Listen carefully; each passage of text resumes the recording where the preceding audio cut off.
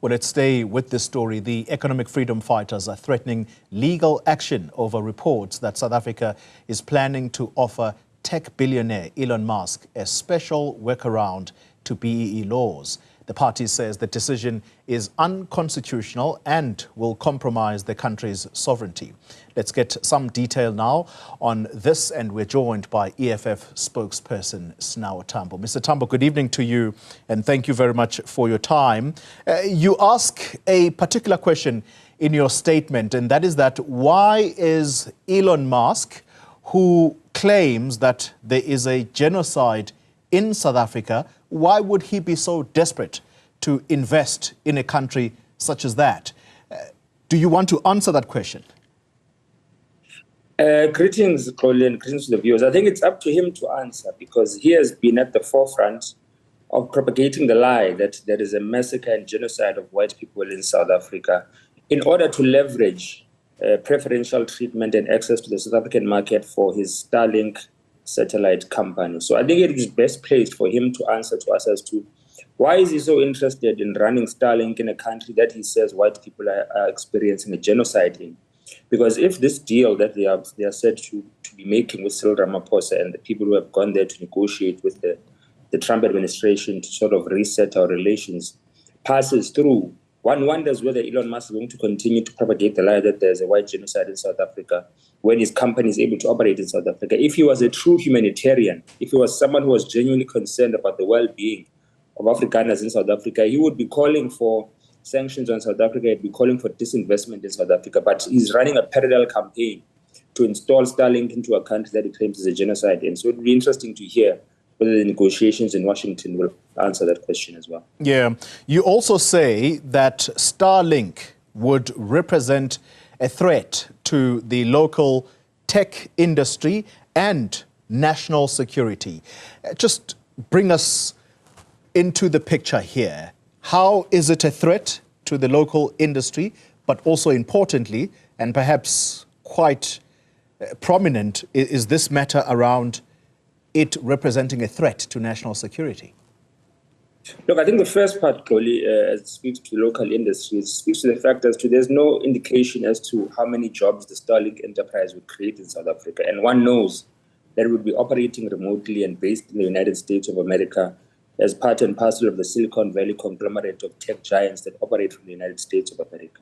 So they would be operating from a satellite in the sky, running it from the United States of America, and undercutting the local telecommunications industry. So the EFF met with MTN, one of the telecommunicators here in South Africa as well, and they raised that concern with us. And that meeting spoke to many issues, such as our call for the ending of expiry of data as well. But one thing they raised sharply is that there would be a threat to jobs if there was an introduction of a remotely run Starlink satellite company in South Africa. And it's something that we must take into serious consideration, because American companies that come and set up in South Africa do not ordinarily create jobs.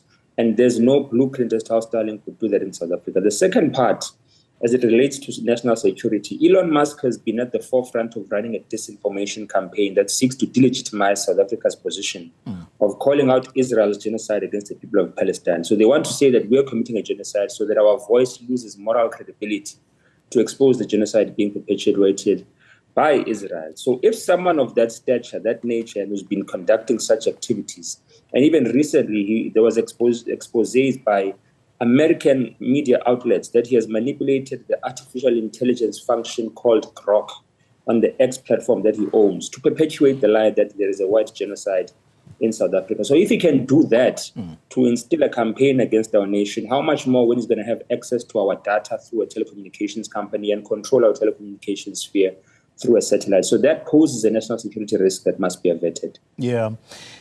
In America right now, the understanding is that a Chinese company which owns TikTok is being pressured to sell its American interests to a local company there. And in part, the question of national security is being put up as prominent.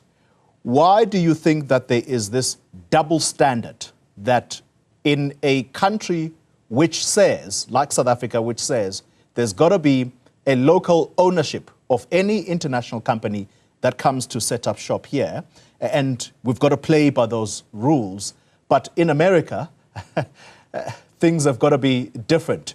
Why do you think that this is the double standard that they want to impose on other countries? I think it's the hypocrisy of imperialism, and I'm glad that you are able to raise that point even more sharply than I have in this interview. That they wanted to do that to TikTok, that they wanted to own a majority stake in TikTok because they suggested that TikTok poses a national security threat in terms of influencing the psychology of the American people and possibly lobbying them to believe in the ideals propagated by the Communist Party in China and the People's Republic of China. So their process to want to have that majority stake ownership in TikTok is exactly the same reasoning that we should use as to it relates to the Starlink company. Even in India, Starlink operates with a local stake ownership, and they've agreed to that. So it seems that this hypocrisy and double standard wants to be applied in South Africa and towards Africans, and it's something that we must reject in its entirety. We must protect local jobs in the telecommunications sphere in South Africa, but we must protect the integrity of our national security. And Elon Musk has represented himself as someone who poses a threat to the integrity of national security in South Africa. He has mobilized the American president, who he is dragging by the ear, to treat us like a persona non grata, to expel our diplomats, to declare genocide when none of that is perceivably recognizable, and for him to control the telecommunications infrastructure of our country when he's exhibited his displeasure with our nation and his ability and capacity to distort information to suit his own agenda is a risk we should not take. But one thing we should also notice that Starlink has not even applied for a license in South Africa yet. They just rejected ICASA's regulatory authority to impose that there must be a 30% local stake ownership. So it shows you the arrogance, it shows you the level of disrespect.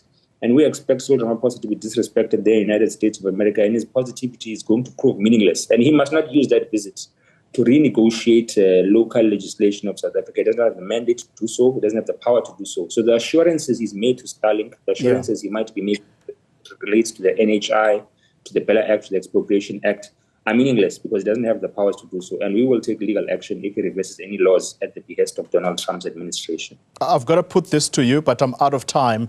So very briefly, please.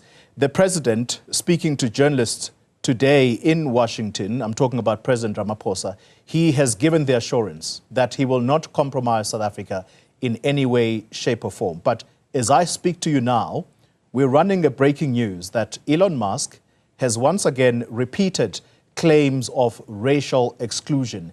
And this is on the back of reports suggesting that tonight, at that last-minute meeting, if indeed it does take place, there might be this compromise by South Africa, if you want to call it that, around Starlink.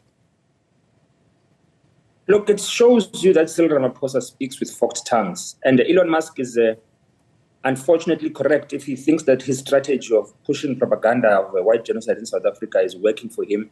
It seems it is correct if the rumors of this backroom deal between the South African administration and Starlink are true. It shows you that Elon Musk thinks that his tactics are working and is doubling down on his tactics. And it should be a signal to Cyril Ramaphosa that he's being pulled by his nose and being manipulated, and that they are using manufacturing of information as it relates to genocide, the same way they did with weapons of mass destruction in Iraq, to leverage access to our markets through Starlink without complying with our local laws. So Elon Musk is applying the pressure because he thinks that it's working for him. And it's up to Cyril Ramaphosa to have the backbone to stand up to them. I don't think that the words that came out of his mouth, that is assuring us that he won't compromise on our local laws, are worth the lips that they come from. But we can only hope for the best. But all we can do as the EFF is that we are going to challenge legally any access to the South African telecommunications market that does not abide by local laws. We do not believe, and the rumor is that they're going to give Elon Musk an option of a equivalent to transformation or equivalent equity proposal where he must promise to make some investments in local infrastructure or donate some Starlink kits to rural areas. We're not part and parcel of empty promises of investment. Cyril Ramaphosa's entire tenure has been premised on promises of investments that never came. So that equivalent is not going to stand water with us. There must be a strict compliance with our local laws, and he can take assurances of investments on his own, but as an executive, he doesn't have the powers to reverse legislation of South Africa. Now, Tambo, thank you very much for